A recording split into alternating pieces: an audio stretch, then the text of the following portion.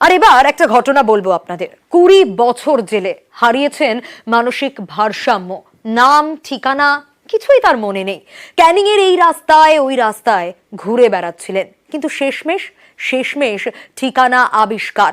বাংলা থেকে মধ্যপ্রদেশের বাড়িতে ফিরছেন সুরেশ মুদিয়া। দীর্ঘদিন জেলে, মানসিক ভারসাম্যহীন, জেল থেকে বেরিয়ে একেবারে ভব ঘুরে কোথায় যাবেন কিছুই বুঝতে পারছেন না, কারণ কিছুই তো মনে নেই। শেষমেশ পথ দেখালো জুতো। জেলে যে জুতো পরতেন তার জেরেই মিলল বাড়ির খোঁজ। বাড়ি ফিরবেন সুরেশ মুদিয়া। দক্ষিণ 24 পরগনার ক্যানিং থেকে ফিরবেন মধ্যপ্রদেশের নরসিংপুরে। গত কয়েক মাস ধরে ক্যানিং এর ঠাকুরান বেরিয়ায় দেখা যাচ্ছিল এই ব্যক্তিকে। রাস্তায় রাস্তায় ঘোরেন, হিন্দিতে কথা বলেন।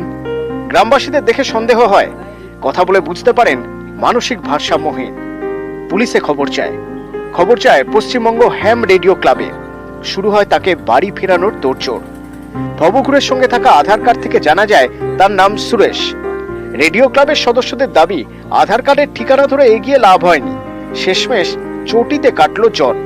কালো চটির উপর ইংরেজিতে লেখা 24।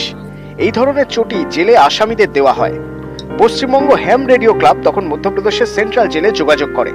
সেখান থেকেই সুরেশ মুদিয়ার বাড়ির ঠিকানা মেলে।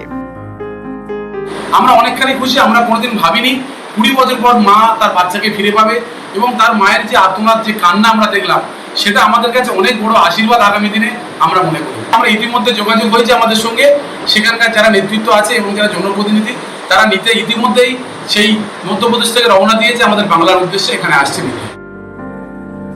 সুরেশের বাড়ির সঙ্গে যোগাযোগ করেছেন হ্যাম রেডিও ক্লাবের সদস্যরা।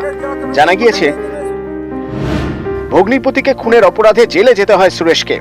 পরিবারের সঙ্গে যোগাযোগ ছিল না। 20 বছর জেলে বন্দী, মানসিক ভারসাম্য হারিয়ে ফেলেন, নাম ঠিকানাও ভুলে গিয়েছিলেন। 2022 সালের অগাস্টে জেল থেকে বেরিয়ে আর বাড়ি ফিরতে পারেননি।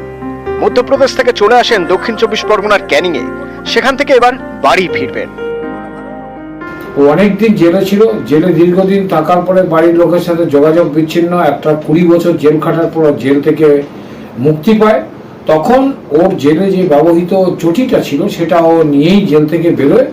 সেই চটিটাই আমাদেরকে একটা ক্লু দেয়, তার ফলে আমরা তাকে বের করতে পারি। সে মধ্যপ্রদেশের বাসিন্দা।